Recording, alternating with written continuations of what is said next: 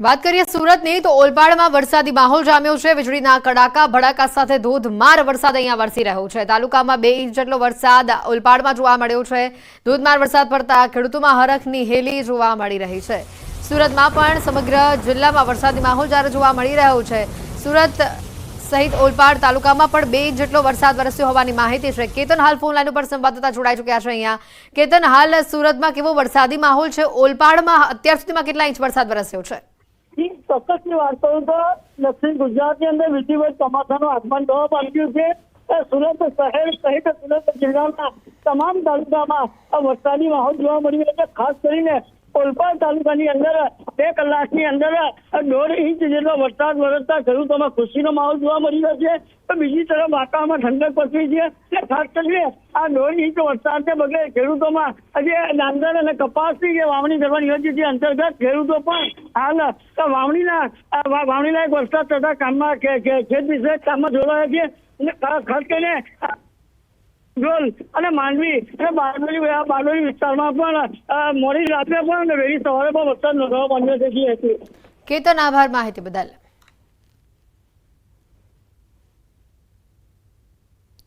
સુરત શહેરની હવે જો વાત કરીએ તો શહેરી વિસ્તારમાં પણ મેઘરાજાની જે સંતા કુકડી જોવા મળી। મેઘરાજાની પાંખી હાજરી વચ્ચે વાદળછાયું વાતાવરણ સુરત શહેરમાં જોવા મળ્યું।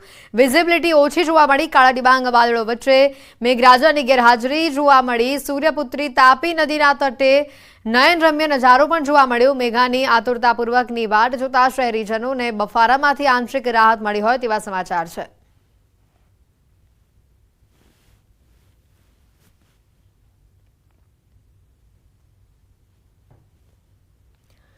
તો ડાંગ જિલ્લામાં આજે પણ વાદળછાયું વાતાવરણ જોવા મળ્યું। વાદળછાયા વાતાવરણને લઈને વાતાવરણમાં ઠંડક પ્રસરી છે। આહવા સનસેટ પોઈન્ટ ઉપર અદ્ભુત નજારો જોવા મળ્યો છે। વાદળોની વચ્ચે ઘેરાયેલા પર્વતોનો અદ્ભુત નજારો જોવા મળ્યો હતો।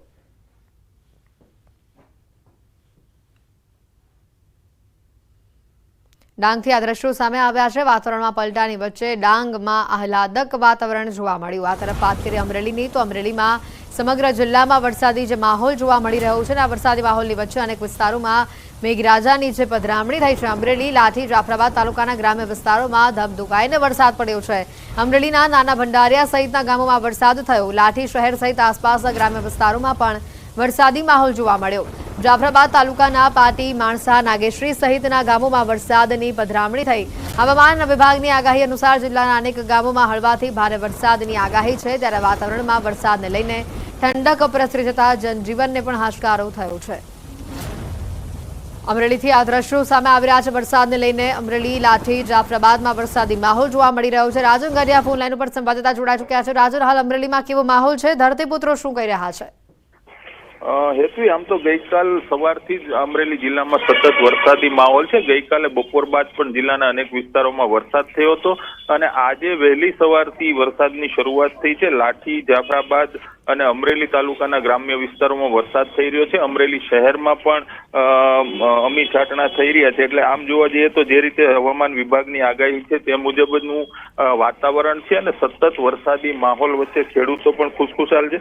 ખાસ કરીને જે રીતે છેલ્લા કેટલાક દિવસોથી ગરમી અને બફારામાં શેકાતું જનજીવન છે તેને પણ હાશકારો થયો છે અને અત્યારે પણ વાતાવરણ એવું છે કે બપોર બાદ હજુ પણ સારો એવો વરસાદ થાય। જો કે હજુ જે સમગ્ર અમરેલી જિલ્લામાં સાર્વત્રિક વરસાદની જરૂર છે તે પ્રકારનો વરસાદ હજુ સુધી નથી થયો। હેતવી, બિલકુલ રાજન, આભાર માહિતી બદલ।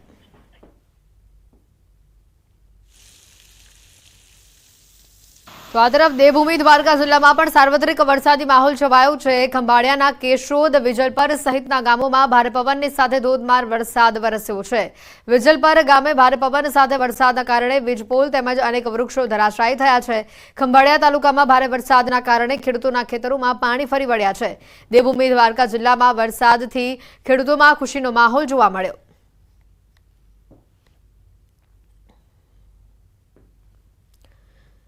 દેવભૂમિ દ્વારકા જિલ્લાના જામખંભાળિયા તાલુકાના ગ્રામ્ય વિસ્તારમાં ભારે વરસાદના કારણે ચારો તરફ ખેતરોમાં પણ પાણી ફરી વળ્યા છે। ત્યારે ખંભાળિયા તાલુકાના વિંજલપર ગામની વાત કરીએ તો તેજ પવન સાથે ભારે વરસાદના કારણે વૃક્ષો ધરાશાયી થવાની ઘટના સામે આવી છે। આપ સીધા દ્રશ્યોમાં જોઈ શકો છો, વર્ષો જૂનું તોતિંગ વૃક્ષ છે તે વૃક્ષ ધરાશાયી થયું છે। બીજી તરફ વાત કરીએ તો વિંજલપર તેમજ આસપાસના જે ગ્રામ્ય વિસ્તાર છે તેમાં વીજ પુરવઠો પણ ખોરવાયો છે।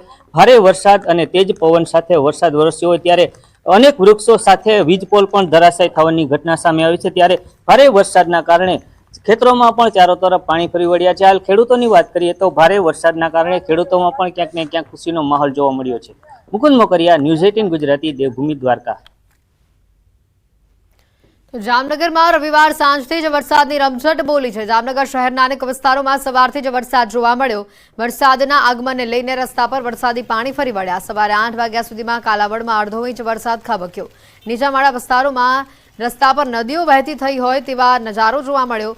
મોકળા તેમજ નદીમાં પૂર જેવી સ્થિતિ સર્જાઈ। થોડા વરસાદમાં જ લોકોની મુશ્કેલીમાં વધારો થાય તે પ્રકારનો વરસાદ વરસ્યો છે। જામનગરમાં વરસાદી જે માહોલ જોવા મળ્યો છે, અલગ અલગ તસવીર આપણે બતાવી રહ્યા છે। ગત મોડી સાંજથી જ જામનગરમાં વરસાદી માહોલ જામ્યો છે।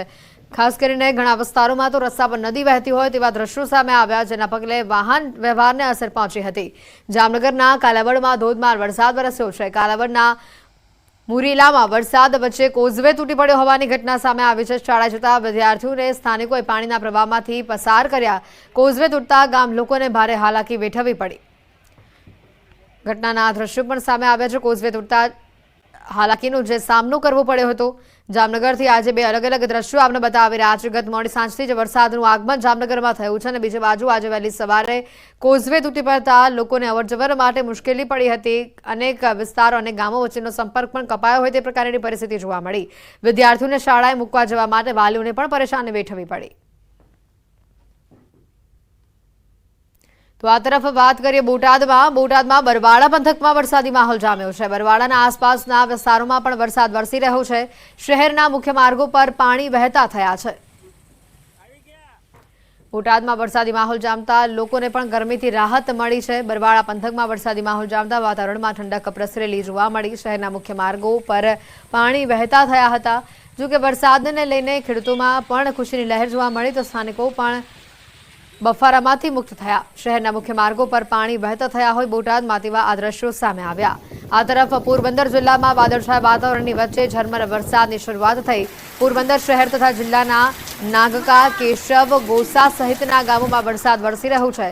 પોરબંદર જિલ્લાના ખેડૂતો મેઘરાજા મન મૂકીને વરસે તેની રાહ જોઈ રહ્યા છે।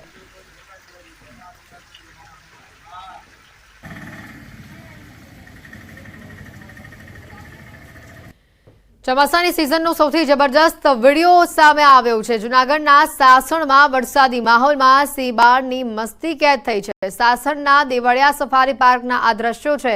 વરસાદ પડતા સિંહબાળ મસ્તીએ ચડ્યા। સિઝનના પ્રથમ વરસાદમાં જ સિંહબાળ ઝૂમી ઉઠ્યા। વરસાદમાં ઘેલ કરતા સિંહબાળને જોઈ પ્રવાસીઓ પણ ખુશખુશાલ થયા હતા। સાસણના દેવળિયા સફારી પાર્કમાં પ્રવાસીઓએ સમગ્ર ઘટનાને કેમેરામાં કેદ કરી। વરસાદનું આગમન થતાં સિંહબાળ ઝૂમી ઉઠ્યા અને જેના આ દ્રશ્યો પણ સામે આવ્યા। સાસણમાં વરસાદી માહોલ જામતા સિંહબાળ ઘેલમાં આવ્યા હોય અને વરસાદની તેઓ પણ મજા માણતા હોય તેવા આ દ્રશ્યો છે।